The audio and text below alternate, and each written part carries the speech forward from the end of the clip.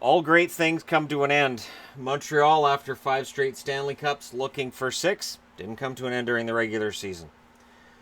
41 wins, 19 losses, 10 ties. Only 2 wins more than the Toronto Maple Leafs, who finished very, very close to Montreal and put them on notice that they might not be the best team in the league anymore. Chicago, respectable 29, 24, and 17. How long were they down here and they were forgotten? The Detroit Red Wings, 25, 29, and 16. And the difference between them and the Rangers is 12 points for the playoffs. So the Rangers, 22, 38, and 10. Boston comes up at the bottom with a 15, 42, and 13 record, 43 points. Kind of a sad season there for a Boston team that is not going to get back to the top for a little while here. But there are some good things coming for Boston, definitely. Boom Boom Geoffrion scored 50 goals, tying the record of Rocket Richards. He also had 95 points that year, which was 1 point short of Dickie Moore's 96. The Leafs moved Red Kelly from defense to center, and as you can see, it worked really, really well for them. So a career defenseman, they said, we think you're a center, and Punch Imlach looks like a genius for doing it. Stan Mikita and Andy Bathgate marked the birth of curved sticks. Up until now, sticks had no curve to them. And Bobby Hull saw this, and he was the first one that said, I think that's a great idea. And of course, Bobby Hull famously used his curve stick to his advantage from here going forward. Beliveau set a record for assists in a season with 58. You just compare that to some of the records Gretzky set, and you can see just how his records are far and above. But anyways, at this point, that's the record with 58. November 27th, 1960, Gordie Howe becomes the first NHL player to get to 1,000 points. So a mark that now we think that's nice, good for him. At that point, it was, what a legend. This is huge. Somebody got 1,000 points. Maurice Richard, of course, retired within shooting distance of 1,000 points, but didn't get there.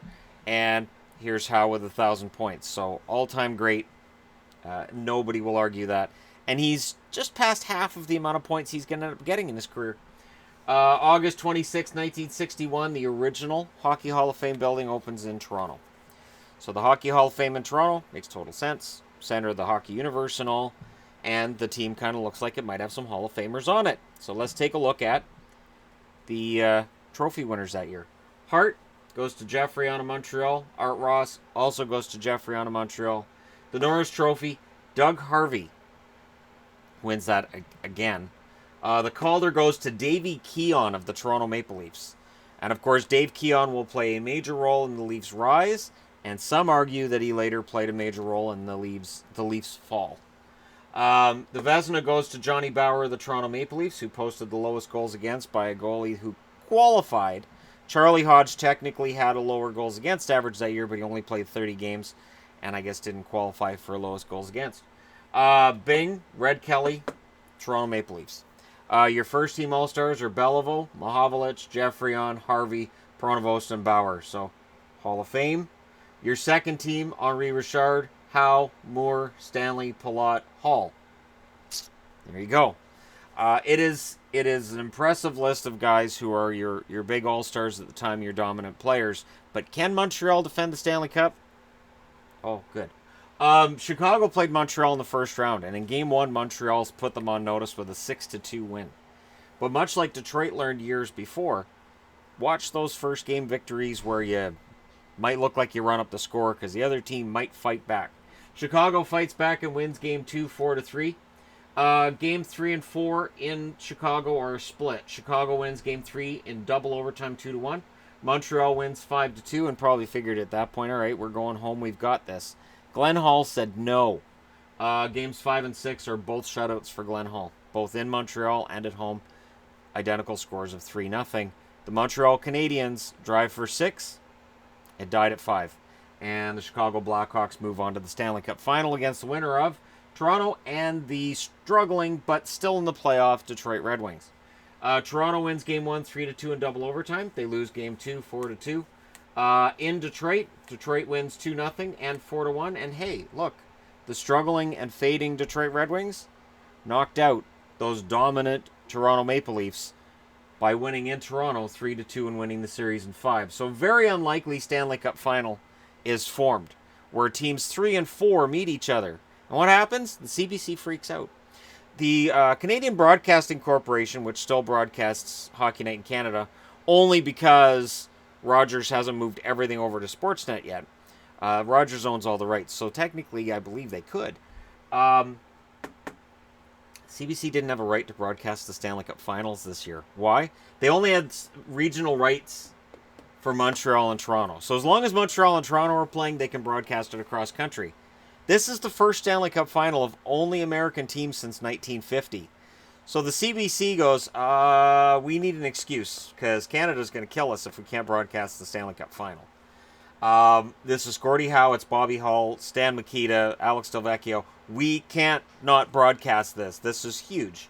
So they argued that because Windsor is within shouting distance of Detroit, that it was in the best interests of Windsor to be able to watch a CBC broadcast of said Stanley Cup Finals, which was accepted.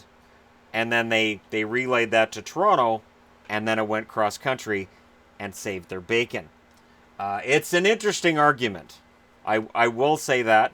I don't know that would work now. I don't know that the NHL would care. I think they'd say, well, you should have paid for the rights to Detroit and Chicago games then. If they're that important to Windsor, why didn't you get rights to those games before the playoffs, when it was the off-season, for instance? So Stanley Cup Finals, I looked and looked and looked last night. The Stanley Cup Finals alternate cities for all 6 games. Stanley Cup Final didn't do it before then, and it didn't do it after then. I don't have a reason for it, but they did it. So if you have a reason why this series alternated cities, I'm curious, because it's an interesting way of doing things. Now, Detroit and Chicago aren't that far apart, so the idea of a subway series between the two, have to be a big subway, but it's not out of the realm of reality that this could work without, killing your travel budget. Chicago wins at home 3-2. Detroit wins at home 3-1. Chicago wins at home 3-1. Detroit wins at home 2-1. This is kind of fun. Chicago wins at home 6-3.